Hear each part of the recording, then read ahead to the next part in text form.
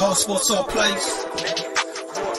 All sports, all plays. 365, we making up plays. You talking the game, get you through the days. We're high in the court, the dime in the lane. Variety topics never the same. All presentation, sports information. Hitting the airways, taking the nation. All sport, all plays, like working your faces. Grace at the field, so tie the laces. All sports, all plays.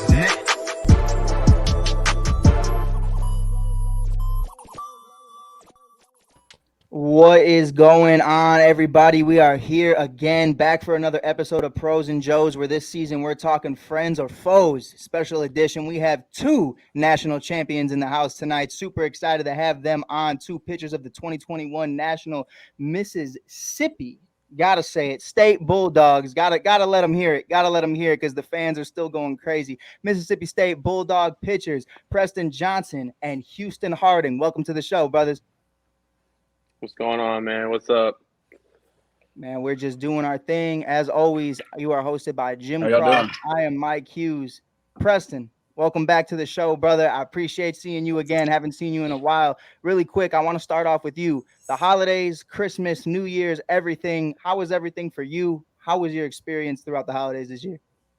Man, it's been awesome. It's been awesome being back home, just being able to hunt and, be with family. Do a little training. It's been busy though, man, with everybody, being back home from, pro ball and college and doing all that, seeing everybody and just having therapy and, workouts like you probably know. It's just a grind. So it's been good though. Got to kill some deer and some ducks. So it's been good. Without a doubt. Houston, how about you, brother? How was your holidays? Oh, man, blessed. We had a happy new year, too. Got to go hunting as well. Been training a lot down here in Baton Rouge, actually. I know Jim. Yeah. That's Jim's spot. I'm staying with some family down here, helping coach and giving lessons while I'm training. And got to go home back for the holidays and got to spend some good time with family and my nephew who just turned 1. Ooh. So, yeah, man, it's been a blessing. Been a good offseason. Without a doubt. Man, I'll tell you what, my niece just turned 2. Houston, I hope you enjoy the ones because Jim told me that about a year ago. Jim told me that. He goes, hey, man, year 1 is cool, but years 2 and 3, man, they're crazy. Yeah, because that terrible 2 thing was something, but then it was the 3, so it carried over, and it's like, hey, man, I thought it was like a 1-year thing, and then it was like 2 years. I'll tell you what, the Christmas picture in the first year was amazing. I picked her up. We had a great time. We took a beautiful picture by the tree. This year, I picked her up and I got kicked right in the chest talking about I want to watch Bluey and other stuff. I had no idea what was going on. I was shook out of my mind. Oh, yeah. But getting right into it. We got a serious question here for both of you fellas. Jim put it in there, and I love that Jim put it in there. So I had to tip my hat off to Jim Cross really quick. Favorite Christmas movie of all time? I got killed for it. Got killed for it. Preston, please don't kill me. I said Gremlins. Gremlins is my all-time. That is the oddest answer I've ever heard. I don't know why. When I think of it, I think of Gremlins. But I've never seen it in anyone's top 5 ever until yours. I'm a special guy. For you two, though, looking at you guys, what do you think? Would you say if maybe you can't do number 1 all time, but top 3? If you can't do 1, could you give me a top 3? Oh yeah, easy money. All right, I'm gonna go, and this might be a little bit of a unpopular opinion, but I'm gonna go Die Hard. Die Hard in the 3 spot. All right, I can't give it the top spot because it's not necessarily a Christmas movie, but that's a good one. Randy, I also think you have to put some Lampoons in there, a little bit of Christmas Vacation. I think that you can't ignore that. And I feel bad giving a number 1, but I really like the Elf, man. Elf is just so classic. That's to me. A great movie. Will Ferrell doing? really gets it done for me in that movie. Preston, you better have my favorite movie wasn't in his 3. If it's not in yours, I'm cutting this show right now. I mean, he's already stolen 2 of them. So like you got Elf and you got the Lampoon's Christmas. So the only one you could probably put in there, it has to be Christmas Story. Okay. I did actually just see. I don't know if you guys That's a checked good it one, out man. on It is. HBO Max. They just remade it. It was super dope. I just checked it out. A little biased too. It was a Chicago narrative. But Jim, if you could pull up Randy's comment really quick. Before I do, I just have to address, Go especially ahead. since you said Chicago, Home Alone is the best Christmas movie. Just Listen, to be clear. that man was in a suburb. I don't want to hear none of them about no Chicago. Jim, if you could pull up Randy's other comment, I have something to say, and then we're going to move on to the show because I cannot. First of all, Randy, the gremlin was the Christmas present to the son. If you uncultured swine, I don't want to hear this. You didn't even watch the movie. Like it was snowing during the movie, but whatever. Hey, we're gonna focus on a positive note. This is from a Vandy fan. If you want to read it, Mike. 100%. He says, let me congratulate these two young men on winning the College World Series in 2021. They more than deserved it. They were the best team. This is from a Vanderbilt fan. This is insane. Even when Vandy beat them in Nashville, he had to throw that in there. The way they carried themselves as a team was telling. Well-deserved championship, guys. Man, that's our guy, Chris. Does amazing work over there at the SEC podcast as well. But, man, let's get right into it. Houston, I want to talk to you first, kind of just touching on, everything that's transpired since. I mean, I'm looking at you talking. First of all, I was watching the episode. Breaking the news of signing with the Angels on In Off the Bench podcast. I know if there's a top 5 moment in Jim Cross's 2022, I mean, that was without a doubt a part of it. So, I mean, that was super dope. I'm listening to it on Facebook. What the hell is going on? But with that being said, you've been everywhere. You've been everywhere within the last, let's say, 6 months or so. All the way from Tri-City to Rocket City. Talk to us about the transition from Mississippi State to the minor league baseball and what's that been like for you? Oh man, it's been tough, but nobody said it was going to be easy. I think that there's a big kind of open your eyes moment when you get to pro ball and you really see, wow, this is what it really is. This is what it really takes to play this game and play it for a long time. So I think that probably the transition period was like it had to happen really fast because as soon as we won the championship, I was in Phoenix probably like 2 or 3 weeks later than that, and it was just go from there. So I think that getting used to playing more games and every single day and only having one off day is probably the biggest thing there that I wasn't exactly ready for, and I thought it was going to be more of a physical toll, but it's more of a mental toll than it is anything, between the ears, staying level-headed and trying to stay even keel throughout the whole process. So I think that's probably the biggest piece there. Yeah. Without a doubt. And Preston, brother, there's been so much that's happened since the last time you and I talked. I've been educating myself every single day, but to get onto a point with you, the last time you were talking about going from obviously the bullpen to being a potential weekend starter. And then, man, what a year. I mean, the whole entire pitching staff derailed with injuries, and you just had this ability to go so deep into games. Can you talk to me a little bit about that? What it was like transitioning into doing everything you were doing throughout that time period? Yeah, it was definitely a transition. Kind of like Hooty probably knows, man. It's not being able to get in the routine. Never knowing when you're going to be called up to pitch, and you just got to stay mentally ready. But it was nice to have that relief of when you're going to pitch. Hey, I got to. This is when I got to go to work. Really, just hoping and praying and trusting that you're going to have your best stuff on the day that comes. That's your day to pitch. But really, like you said, we had a rough year with injuries and just not winning. And just everybody dealing with that, and they're in different ways, man. So it was just it was a rough year, mentally and physically. Just a long, dragged out, but it was you learned a lot.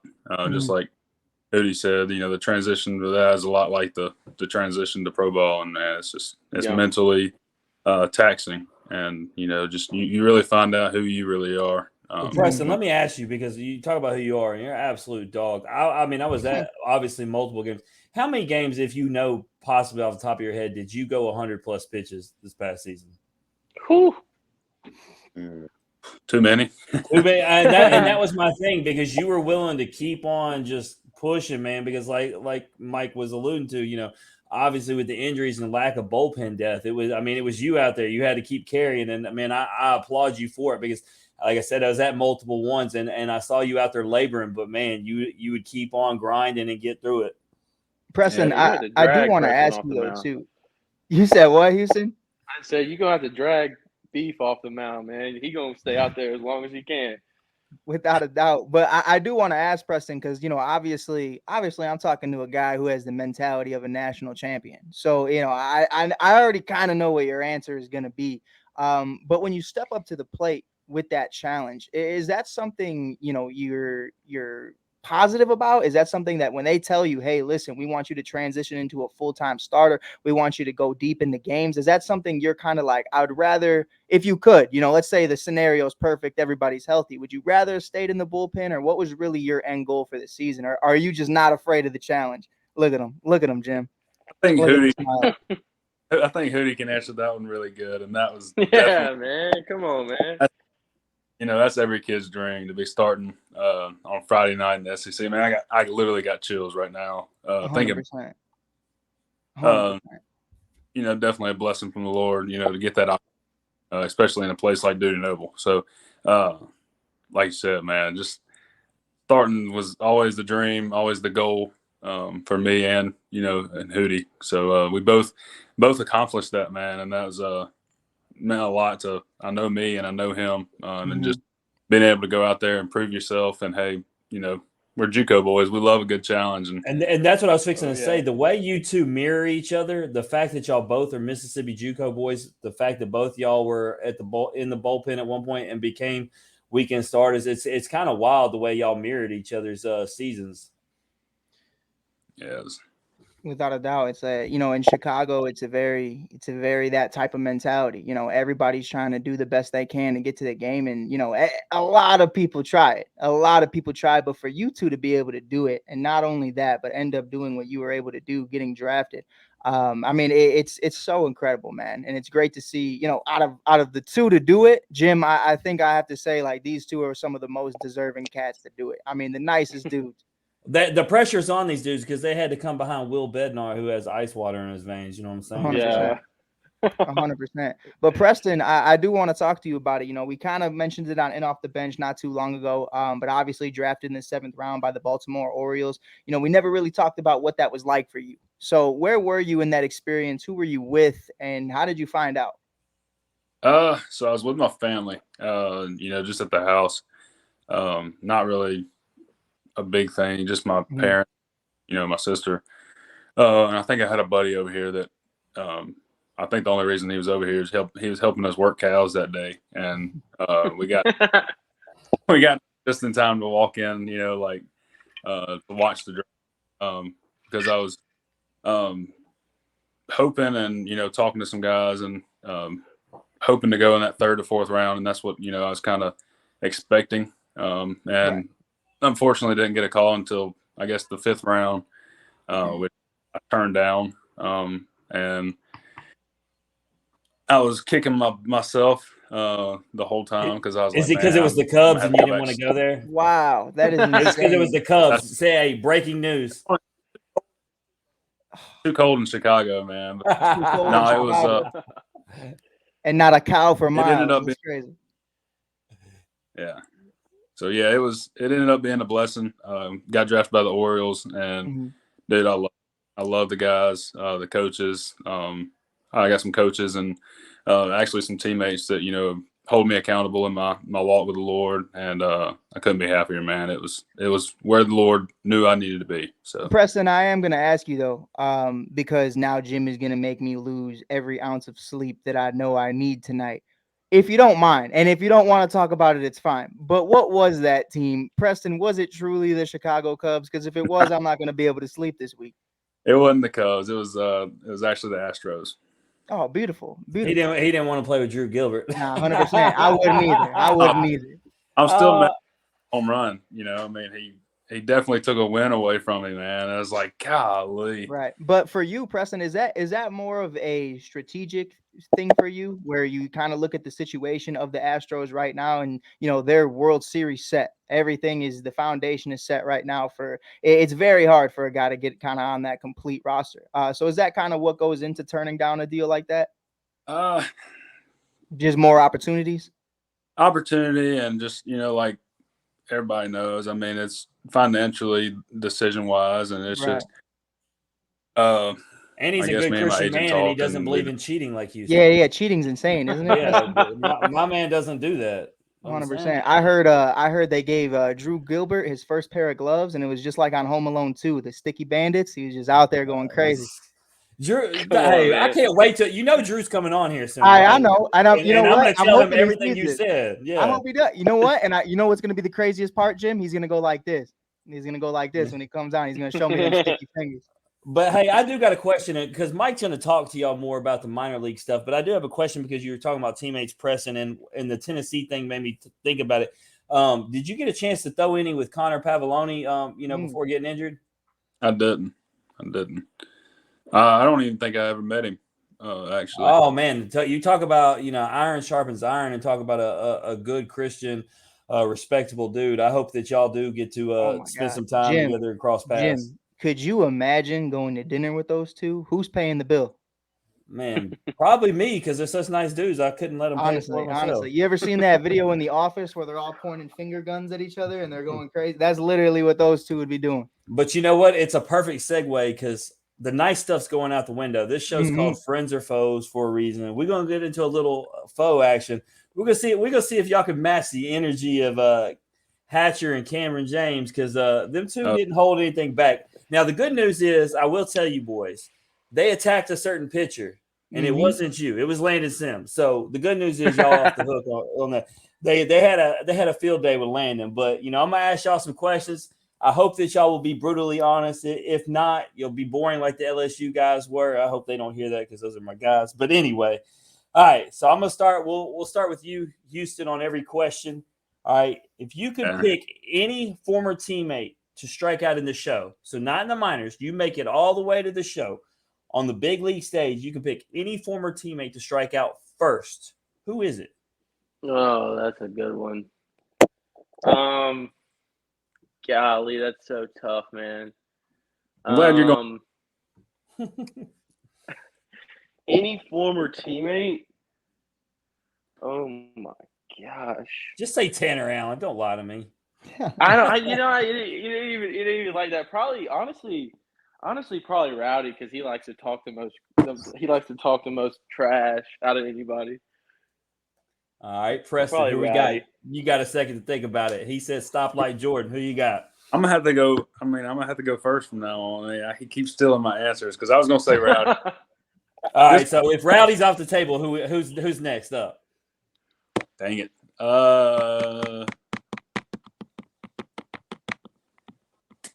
Does it have to be a state, or is it? It's got to be. It's got to be somebody you played with at state at any point. Dang it. Let me see. Dang, he really wanted Rowdy Jordan. Whew. Yeah, Rowdy. He's just gonna smile at you back, and then it'll just be a good laugh. But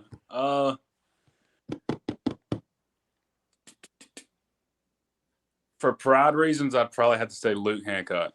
There you go. Hey, and hey, you know how little he strikes out too. So I mean, now you're like that, Mike. I don't know if you that's know a good this, but strikeout. Mike. I don't know if you know this, but that championship season, Luke Hancock, and he played in almost every game. He only struck out 13 times. Mike, I don't think I got to tell you how ridiculous that is. It's insane. I mean, I strike out 13 times. If I could strike out 13 times a game, I could do it. Like, I promise you. If you need a K, I'm your guy. Like, that's absurd. So I'm gonna flip it. Each question, I'll give somebody else the other chance to go first, since I don't want answers to be stolen all the time. So I'm gonna come to you, Preston. If you can pick outside of you two guys, Preston, if you could pick the first teammate of yours, of all your teammates that play at Mississippi State, to be the first one to make it to the show, who you putting your money on?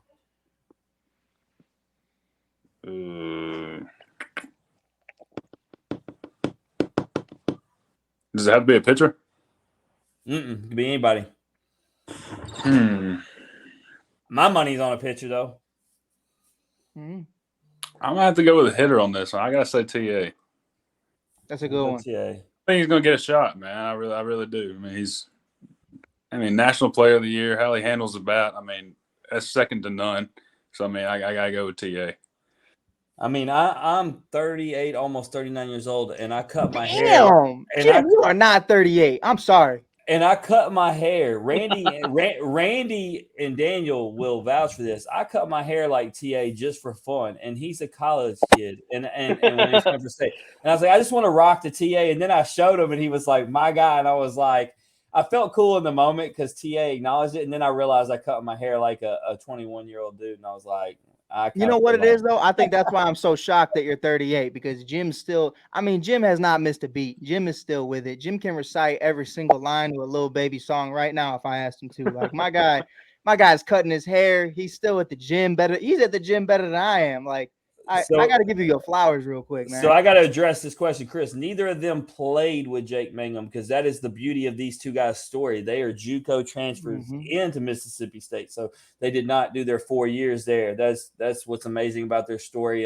For them to move up the ranks the way they did, coming from where they did, just really attributes to their hard work. So to my favorite question now. Oh, and by the way, my money would be on Landon Sims, and I'm going. Landon makes it all day. Unbelievable. It might be a fanboy thing. It might be because we're boys. I don't know what it is. Let me ask you guys a question though. Actually, I'm surprised neither of y'all said, because you brought up the answers you did. I actually thought one of y'all might say Logan Tanner, especially because that was y'all's catcher. I can see that. I was between TA and Ben last week.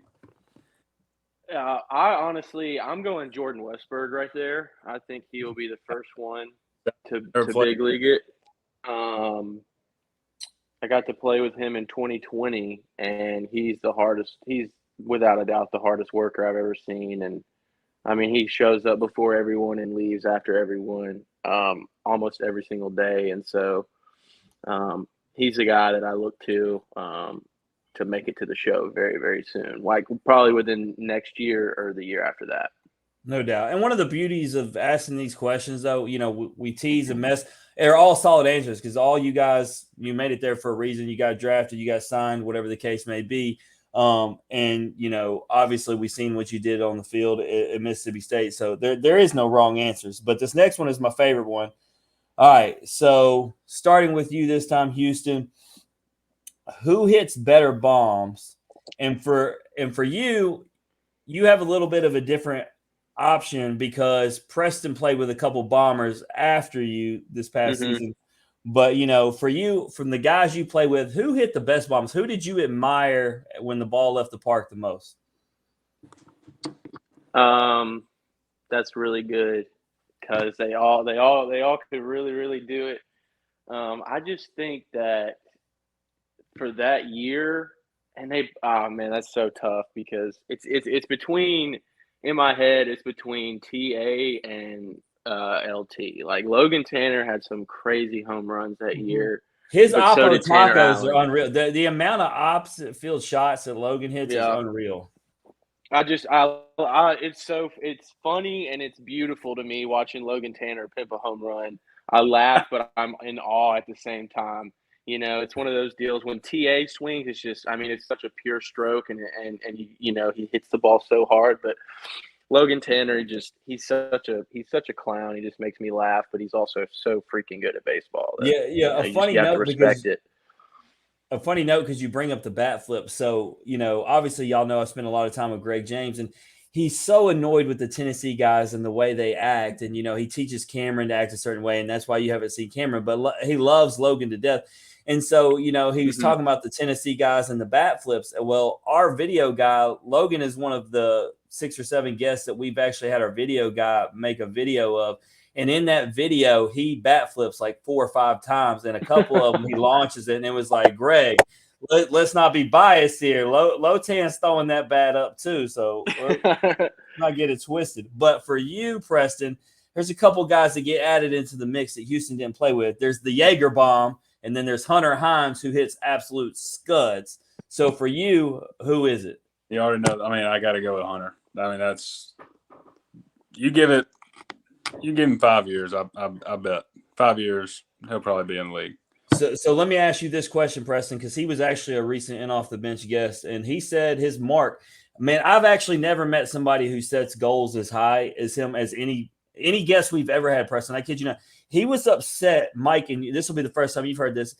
He came on, and in high school, he batted 487. And I said, so I assume you met your expectations. He said, no, 500 was what I was aiming for. 100%. And I was like, oh, my God, somebody was upset with hitting 487.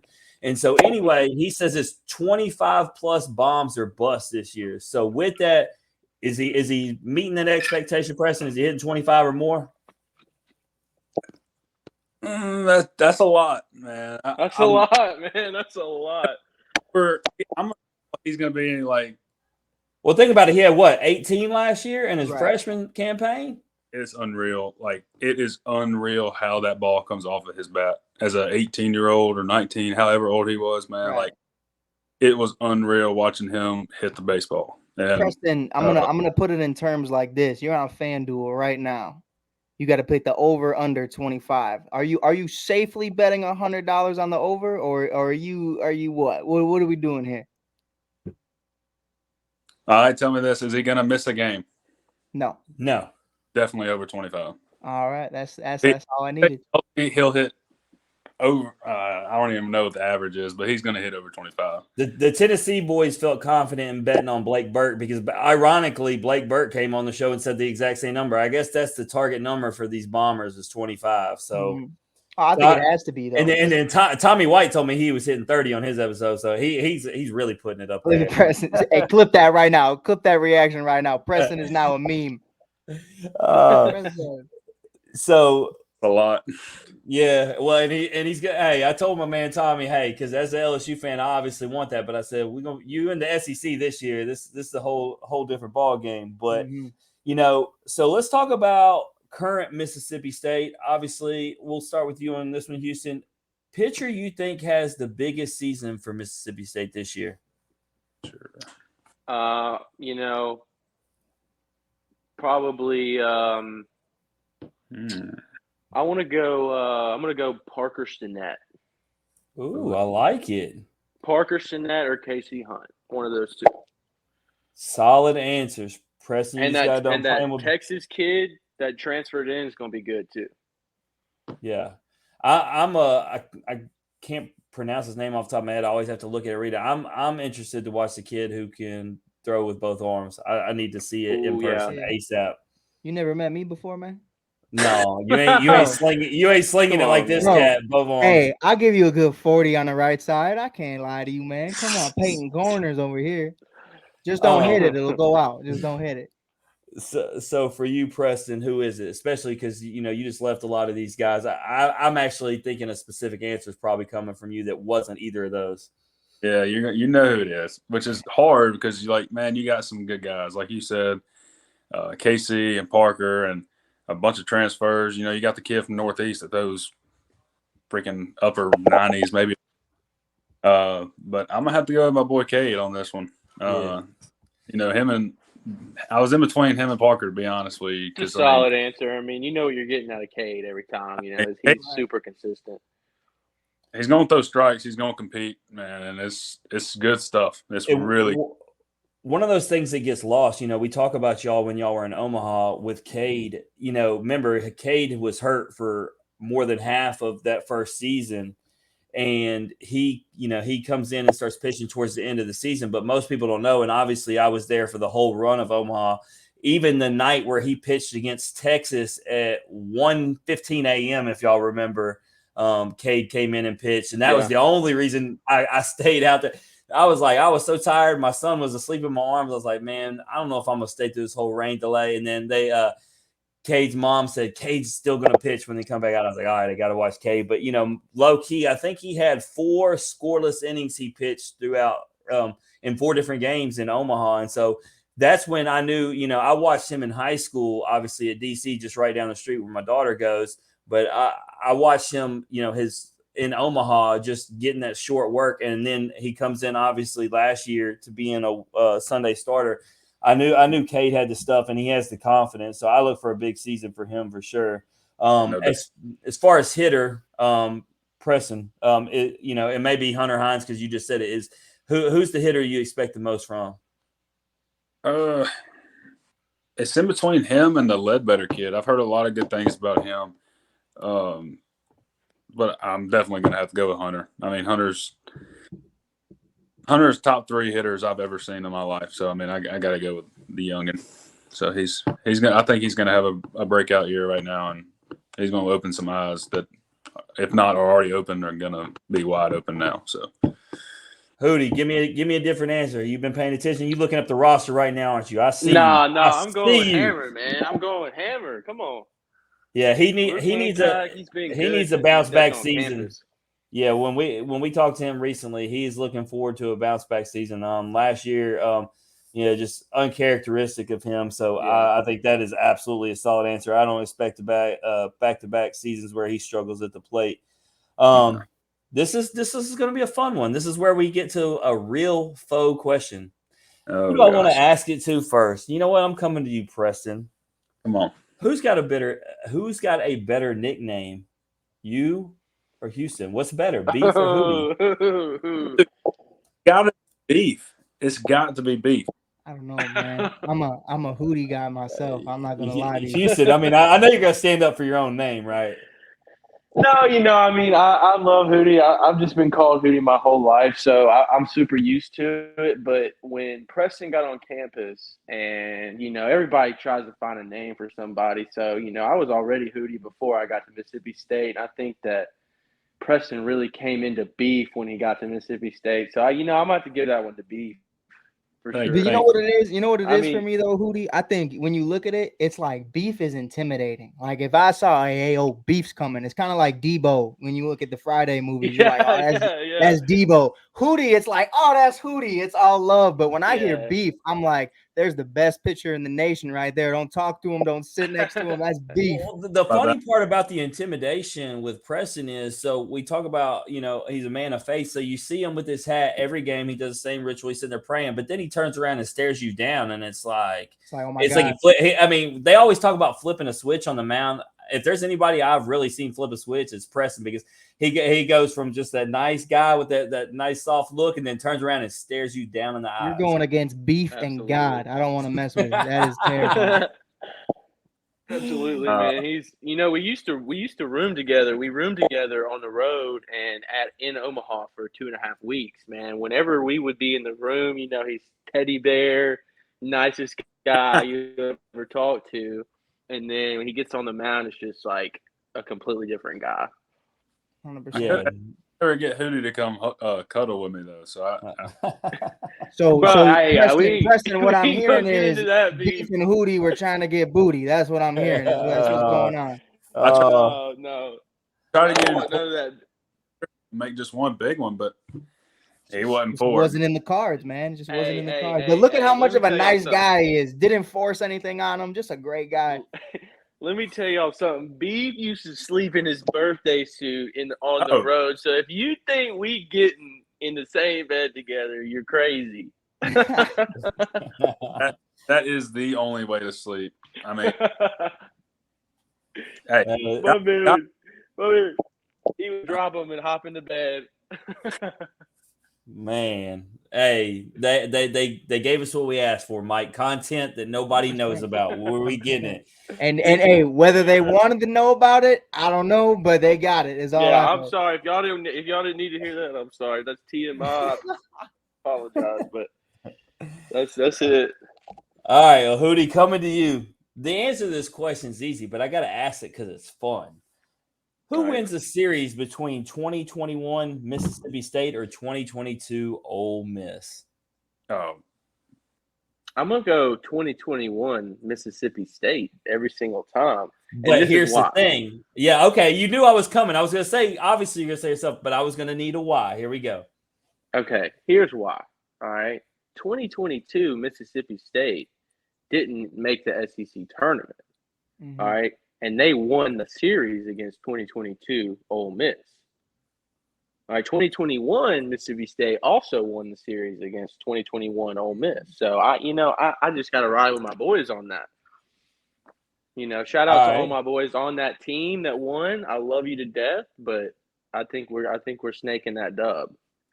All right, before you answer, Preston, I got a question from Chris. It says, for you, Hootie, even as a pitcher, who would you rather stare you down, Beef or Kumar? Who would I rather stare me down? Yeah. Probably Beef. I mean, yeah. Butt naked too, right? I think it's butt because naked too, right? booty butt naked. I think it's Mike. probably because I know Beef. I don't really know Kumar like that, but I'd probably have to go with Beef. Yeah. Mike, we have multiple different shows we do together. This is not off the rails. This is Friends or Foes. Hey, man, I wasn't the one that took it there. It was all Hootie. I don't want any blame for this one. All right, so Preston, well, obviously I know Mississippi State's got to be the answer. You tell me why. And honestly, if you ask me during regular season or like playoffs, it'd be a toss-up in the season. But like, there was nobody stopping us during the postseason that 2021 year. I mean, it was just in the cards. I mean, the Lord literally had it. Baseball we ever played. Yeah, I mean, the Lord had it written that we were going to win, and it didn't matter who was there with us. I mean, it was kind of like our year. So yeah, and what solidifies that is we had Connor Pavoloni, Chad Dallas, and Liam Spence right after y'all had won, and obviously if you remember, they were in Omaha, and they had said that they thought y'all were the team to beat, and as soon as they were eliminated, they knew that y'all were going to do it. So that's coming from your peers. That's coming from somebody else in the SEC. They just said y'all seemed like an unstoppable force, just like y'all said y'all felt. Just like we talked to you guys, talk to other guys. Even after y'all dropped that game to Texas, we asked everybody what it was like, what was the message from coach, and there was not a single person in that dugout that didn't think that y'all were just going to come back out and take care of business the next day. Y'all weren't even stressing. Oh no, we were. I was. Well, you might have been. The rest of them had been talking with confidence, so you're keeping it real, I guess. So final one, and then I'm gonna let Mike talk some minor league stuff with y'all. Taking Mississippi State off the table for 2023, who are you picking to win the College World Series, Preston? Oh, I got to go first on this one. Let me see. That's tough. I'm going to go with the Outlander. Not really an Outlander, but somebody you wouldn't expect me to say. I'm going to go with LSU on this one. That's the right answer. I was going to say that. I know, but I'm a diehard all the way through. I bleed maroon, but there's a little bit in my heart that's purple and gold. I know, but like I was either wanting to go to State or LSU, and State would be the 100% chance, every day. But I'm gonna go with LSU. I mean, they got a good team. They got some good recruits coming in. And just like that, Mike, I don't know who Cameron James or Landon Sims or Logan Tanner are anymore, man. Preston's my dude. And just to be clear, if you want to say that same answer, Hootie, both Tennessee guys said it last night. So everybody can just keep saying LSU. I can hear it all day. It'll never get old. Yeah, I was gonna say LSU. Just because that's where I've been this offseason. I've got a chance to see some of their guys and some of their team work out, perform, and they have some studs on their team this year. They're going to be good, really good. And one of the things that nobody talks about, everybody just focuses on that lineup. And so since I'm talking to two pitchers, I went down there. I've watched 4 different weekends during the fall, and everybody's just talking about that lineup. And when you talk about Skeens and Ty Floyd and Thatcher Hurd and all this, I mean, they got a plethora. But just right off the top, and then I will let Mike talk to y'all. Man, Paul Skeens I've never look. I watched him, guys. He went, so his first pitch was 95, second pitch 96, 97. You get the story. He got up to 101, and I was like looking at the people around me. I was like, is he going to go to like 110? Is this going to stop? And then so easy. But then it happens, right? So he throws 7 straight fastballs in which he's already struck out the first 2 batters. and then he hits the dude with the 78-mile-an-hour off speed, and the guy swung so early and his knee hit the dirt. And I was like, when you got that, when your fastball's dialed in like that, and then you hit him with the off speed, I mean, they're at your mercy at that point. Oh, yeah, and that's at the highest level too. You see guys in the big leagues that do that. So I think doing that in college too is even crazier, you know. Yeah, and that's what I mean. That's what Hootie has success. I mean, because it's put wherever he wanted, and then like his changeup was just like, I mean, nobody ever stayed back on their back foot for your changeup. So I mean, it was without a doubt. But we're on the track. So Jim loving and gawking over LSU for the first time in my time being on the show with them is actually very relevant to the conversation because they have some studs in that rotation. And Hootie, I do want to start with you talking about the minors. I mean, just to name a few, first and foremost, we got to talk about Hootie. I mean, stud, absolute stud, absolute juggernaut of a man. Another one though, Ben Joyce being one of them, Madden, Bush, and others. I mean, right now, the Los Angeles Angels obviously are going through a very rough time period. You know, you have two of the greatest players in the league, arguably, and still not making the postseason. But can you kind of talk about, the future of the rotation and kind of what that's been like for you watching these guys throughout the minors in your short time, kind of talking about that and really just diving deep into what you've seen so far throughout the organization? Yeah, so when I got there, they were stressing, we need pitchers, we need pitchers, we need pitchers. Obviously, they drafted all pitchers. And so they have some serious studs right now in between, whether it's AA, AAA, or and even in high A too. There's a lot of great baseball players on every roster. But like you were talking about with Ben Joyce, I mean, obviously the kid throws 100-mile-an-hour darts and breaking off sliders at 94, something crazy like that. He's one of those guys that is just a freak of nature. But you also have guys like Landon Marceau who went to LSU that are he's just a master craftsman at what he does. He throws like 6 pitches and they all go a different way. And he's like 92, 93, but he dots it up and he knows exactly where it's going. So it's everybody from a sinker baller to like somebody like Joyce, who's a high rider, and up and down, whether it's righty, lefty. We got this kid, Eric Torres, who led the league, I think all of AA in saves. He's like 93, 94 from like right here, just with some crazy breaking stuff. I mean, there's so many guys that have a future in this game, and especially a kid who got drafted the same year that I went. He debuted last year, Chase Silseth. Right. He's up to 98 with 4 different pitches, and I mean, he's just electric. He has over 30-something big league innings and just an absolute stud. But I think that where we're at right now is it's going to be cool to see where we're at in the future, looking at where we are right now because of all the great arms that we have. And I'll say this, Mike, we got to address coming off last night's episode. We had Evan Russell on Houston, and he talked about the reason why he decided to retire was actually looking at the catchers that you guys had coming in, the talent that was already there and what was coming in.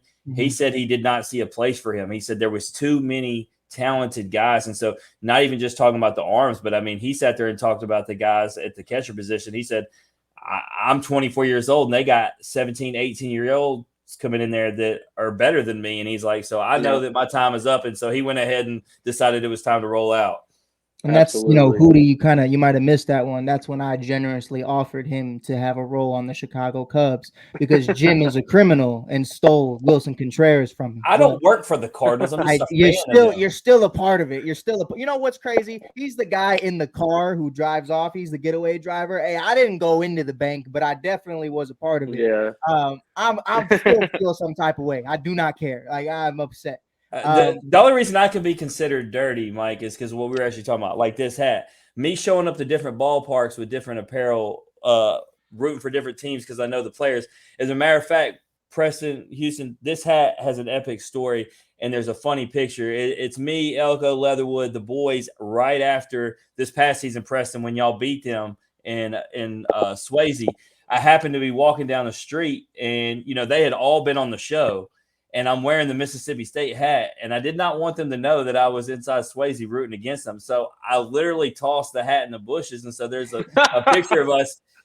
There's a picture of us, and you can see my hair is completely a mess. And the reason is because I actually had a hat on, and as soon as I saw them, I flung that thing in the bushes. I love it. But I owned it. I owned it to them because they actually came on here for their Friends or Foes episode. I went ahead and told them the truth about that night. I had to go retrieve it back after the picture was taken. I was there actively rooting for Mississippi State. Is what Without it is. a doubt. I mean, at least you owned it. At least you owned it. But Hooty, I do want to ask you a spring training type question in any scenario. And I think I already know the answer. Obviously, there's so many great guys you could look at, the Anthony Rendones of the world, the Mike Trouts of the world. But if you could pick anybody's brain throughout the organization right now during spring training, who is it and why is it Shohei Ohtani? Yeah, I mean, I definitely would love to pick Shohei's brain. I would also love to pick our big league pitching coach's brain. I've gotten to introduce myself to him just for half a second, but I'd love to really sit down and talk to him about pitching and sequencing and just some of his ideas on some things. I think that would be really, really cool. But yeah, Shohei, if I could speak Japanese, man, I would be talking to him no, without a doubt. like every single day. Like, how do you do it, man? How do you find the time to be so masterful at both hitting and pitching? He's just one of those guys that's a generational talent. Right. So, but when you talk it's about definitely Shohei. So go ahead. No, my bad. I was just going to say, Matt Weiss, does not get the credit that he does deserve. And I think that's a very interesting conversation when you kind of look at the affiliates from single A, double A, triple A, even rookie ball. A lot of people don't even understand, it's kind of like a blueprint. Every head coach gives out the blueprint to the coordinators and everybody else. And they're like, listen, I don't care what age this is, what ranking this is, rookie ball, travel ball, fall ball, whatever it may be, you guys are going to follow this blueprint. So, I'm sure you're definitely going to get those experiences as they continue. But one last question for you before we go to Preston, because Preston, we got a lot to talk about. But I think, one of the biggest things right now, Hooty, for you is the opportunities. And like you said, there are a bunch of dogs in this organization right now. Evan Russell even retiring, one of the best to do it in Knoxville, the mayor of Knoxville. Even has these conversations about 16-year-old millionaires who can knock it 450 deep every other at bat. For you right now, how confident of you are actually getting that shot very soon? You kind of did allude to it a little bit earlier, saying, a guy who got drafted the same year as you just made the bigs. But, and I'll never ask you to talk down on your team. Don't worry. Ask Trey Lipscomb. I'll do it for you. When we talked about the Nationals, I got it. You can ask Preston as well. I don't even worry about it. When you look at the Angels, and everybody's in the league. If you make the league, you are a talent. I don't care what anybody says. But right now, I think it's open season for a pitching opportunity in an Angels actual rotation or even in the bullpen. How excited are you to really get into 2023? Oh man, I'm chomping at the bit. I can't wait to get back. I think there's opportunities everywhere. I think that it's about seizing the time that we have now in the off season to help create those opportunities. It's not like they're just handing them out to everybody. So I think that putting in the work and the time and the effort now will help me be able to create those opportunities when I get into the season. So. And bulking up, bulking down, fluctuating your weight. A lot of guys have to do a lot of different things. Hey, champ, talk to me about the transition of Hooty. Talk to me about the man. That picture that I first saw of you in the Angels uniform, I did not even think that was you, bro. Talk to us about that transition. What really goes into that? Yeah, it was a lot. When we were in Omaha, I think I was probably pushing 250, 255.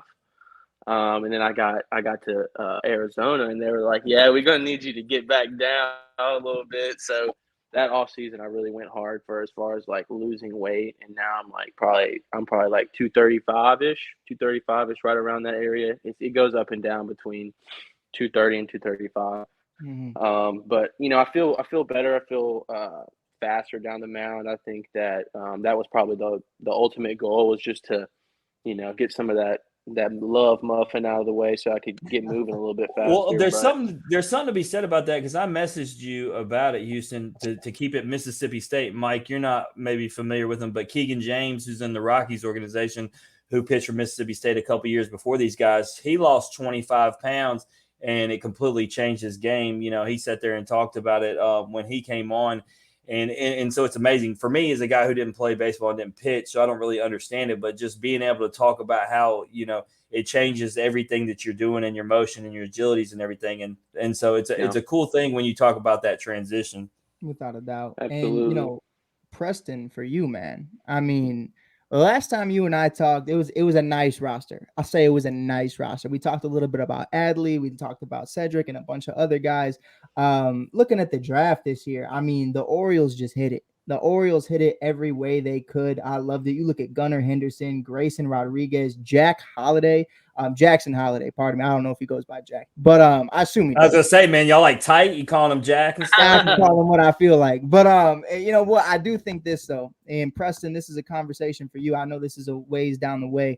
You know, really getting up there at some point and actually having an offense. You know, and when you get drafted, it's like, you know, this is a nice team, but it's going to take some time. And it's really been a quick transition with the studs that they're producing through the pipeline right now. How exciting is it for you to really get back on the mound and have this offense that, I mean, we know who Preston is late in games. I mean, we're talking about a guy who, hey, we're striking out the side and we're going 8 deep. I mean, that's just what it is. So to have an offense that's actually going to be able to replicate that and help you actually get some saves and get some wins in this. I mean, how excited are you for this?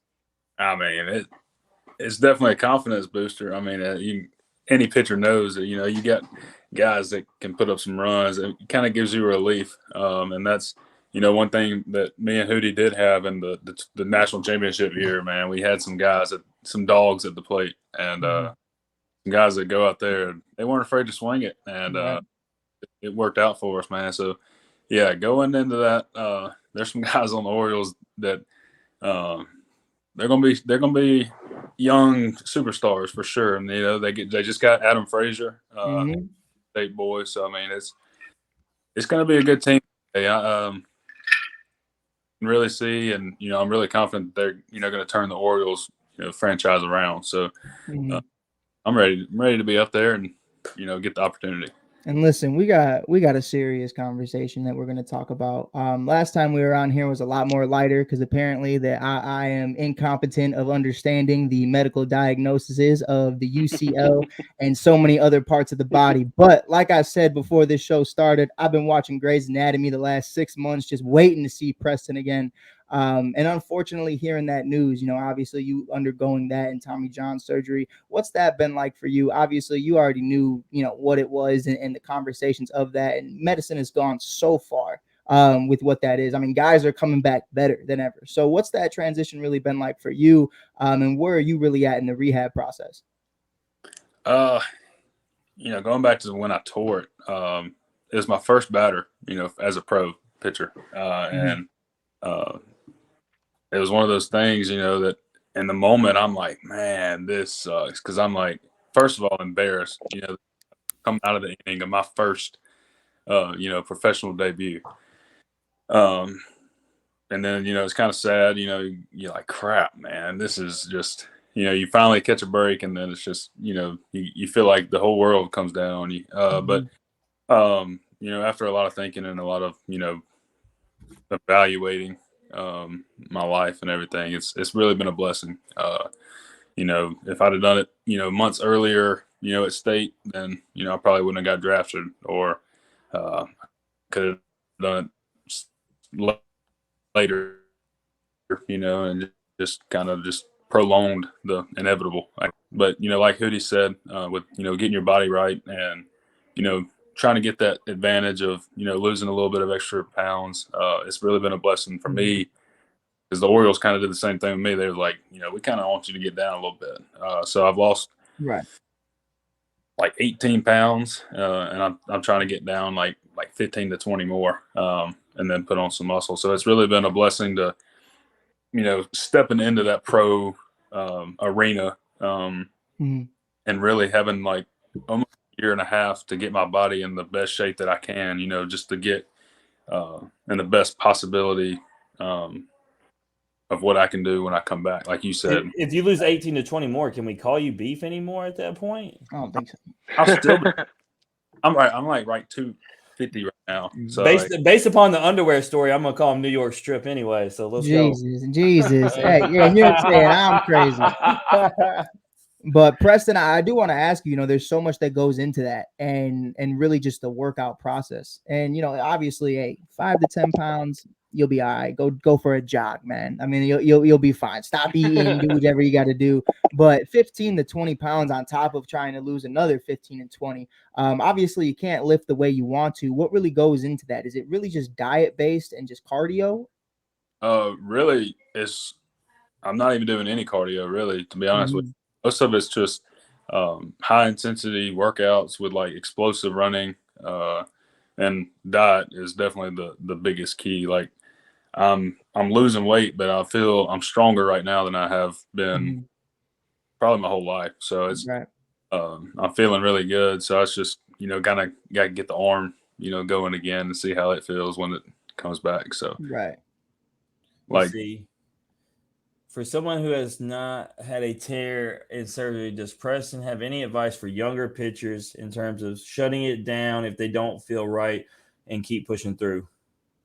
That's a tough one because, like I said, I tore it my first batter, but I continued to throw like an idiot because, like you said, I want to compete, and I was like, this doesn't feel right. I knew in the back of my head, like, something's wrong, but like, how many times, Hooty, have we gone out there and been like, my arm feel right, Well, here's the thing, I've learned, and Daniel, the host of In Off the Bench, is the one that says this. And Doctor said this too, so he's not the one that coined it, but it's not a matter of if anymore; it's a matter of when these days. Almost every pitcher, unfortunately, is going to go through it with as much as y'all throw and put in the wear and tear you put on it. But that's to Mike's point about the medical thing. It's advanced so much that it's almost, it sounds terrible to say it's a good thing, but like guys are coming back stronger on the other side. They're eliminating all that scar tissue and fixing a lot of problems that you have in there.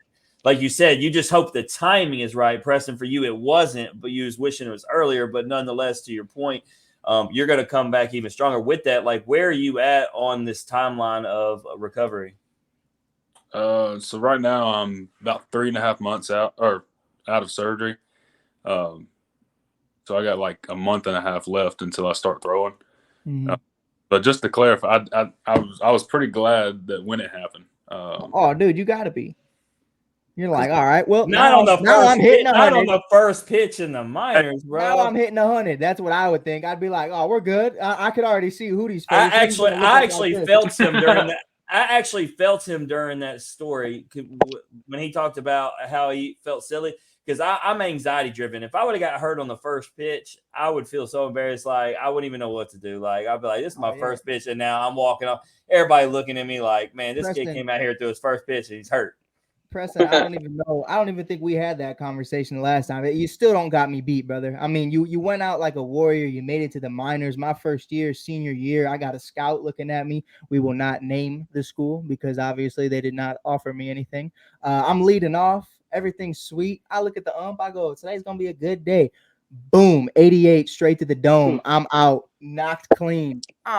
Damn. And that's what's wrong with them, boys. Now you know what's wrong with them. 100%. Oh, well, that was concussion 4. I think what happened, I started, getting a little crazy, was concussion 2. That one was a little crazy. That one was like kind of woke up the next week kind of thing. I kind of was sitting in class one day and was like, hold up.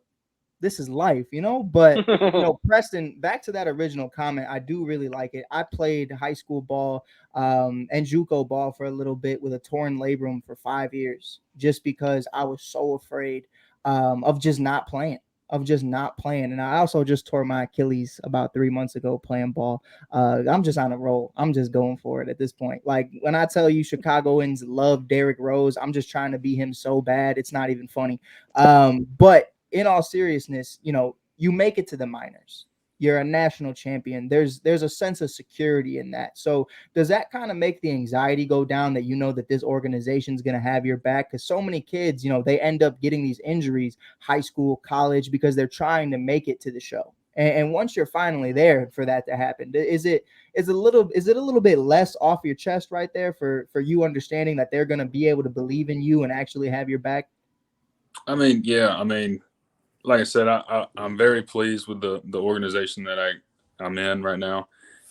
And they've seemed to be really supportive of me, caring. But it's just one of those things that, like Hooty said, and y'all were talking about the Angels, there's so many guys that are good. There's so many guys that are competing for that spot that you want. And there's so many guys that are coming in next year that'll be in the same position as you. So, I mean, it's just like there's a constant flow of guys coming in.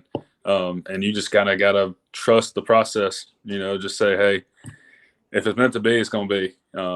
Just always just work as hard as you can and trust that whatever's meant to be is going to fall in place. So, I mean, it's one of those things that it's kind of out of your hands besides, just doing the rehab and just putting your all into it. Well, thinking about the timing, walking it back, Preston, you know what? I do agree with you because I started thinking about what Mike said. Because you look at y'all's teammate Landon Sims, y'all know this. I mean, and we talked about it with Landon, on the draft board. I mean, he was projected middle of the first round. Obviously, he didn't drop too far. He went 34th to the Diamondbacks, but he was undoubtedly going to go in the top half of that first round until he got hurt. And so for you, Preston, I actually get what you're saying, because had it happened earlier, then you may not be getting drafted in the 7th round. So definitely better that it happened afterward. And I am going to ask the question before we sign off, Mike, because we asked it yesterday, and they're going to be a little biased, but I asked the Tennessee guys, yesterday was 45 days from the start of college baseball. The number worn by one Kevin Kopps. Yesterday was also Landon Sims' birthday. So I put out there as having fun with a poll because me and Randy from In Off the Bench spent the whole 2021 season talking about who is the better closer. Oh. And so I expect y'all to pick your teammate, but I'm going to ask the question anyway. 2021 season, and that's the way I'm gonna phrase it, because obviously Kopps won the Golden Spike. I'll start with you, Hooty. Make you go first. Let Preston sit on it. Hooty was not. I know. That's why I did that. That's why I did that. I came at him on purpose. Hooty went like this. He thought I was coming to Preston. Never looked right ever again. Man, I appreciate y'all having me on. Hey, man, it's been a blessing, bro. If you got to attack Landon, it's okay, because Cameron and Josh, when I told you, they both want to hit their first home run in the bigs against Landon. They said they want to take him as far as possible. So, if you got to pick Kopps, Landon's used to this. He's going to be coming on here soon, and he's going to get you all back. So I know he'll get me back, but I'm not even going to test those waters. I just will say that Kevin Kopps was one heck of a closer, but I got to give it to Landon Sims. It's one performance that does it for me.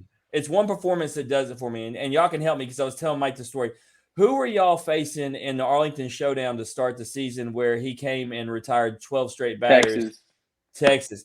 Mm-hmm. I've never seen somebody come out of the bullpen and have such an electrifying performance, and to do it at Globe Life like that against Texas was just – Yep. After that, there was nobody who was going to convince me the rest of the season that Landon wasn't the guy. So, Preston, you're going to ride with your boy and just keep it simple, keep it clean? I don't know. That's a tough one, man. It really is, because I don't know Kevin personally.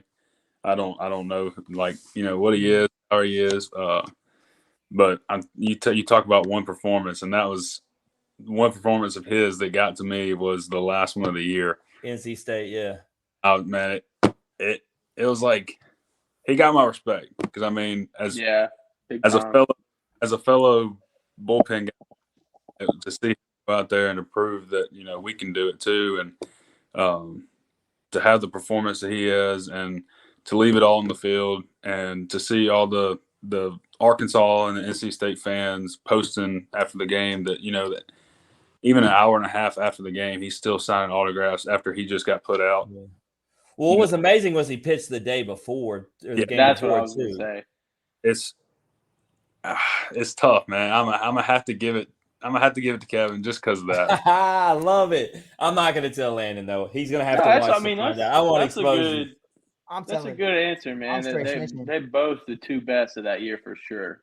No doubt. So yeah, and that was the thing, because what Randy had brought up last night was that Kevin Kopps had the lowest ERA, and it was sub 1. And I said, well, go check the sheet, because number 2 is Landon Sims sub 1. So I mean, it was 1A, 1B, no matter what way you chalk it up. They're electrifying. But I'll let Mike sign off and let you boys get out of here. Without a doubt. Really quickly, we appreciate both you guys being on here. If you could, Preston, you already know the drill. Plug yourself up on social media or anything you got going on. Hooty, I was going to give you a minute to look that up if you don't have it already.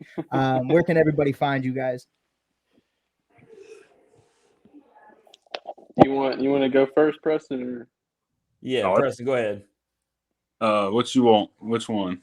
Oh, anything you want, bro. Anything you want. You know what? He don't even need it. Like he don't that. even want it. Get at me on Twitter at Harley. Houston Harding. Get at me on Instagram. My handle is Hooty_12. And yeah, that's about it. And I heard Preston and Hooty are both making a Finstagram together about their times as roommates. You can find that at Booty Baseball Players. That's right. It's gonna be fun. Big booty. Big booty beef. I mean, it's gonna be exciting. Yep. Jim, I'll get us out of here. Don't even worry about it. I'm fired. You'll never see me again on here. So it's been real.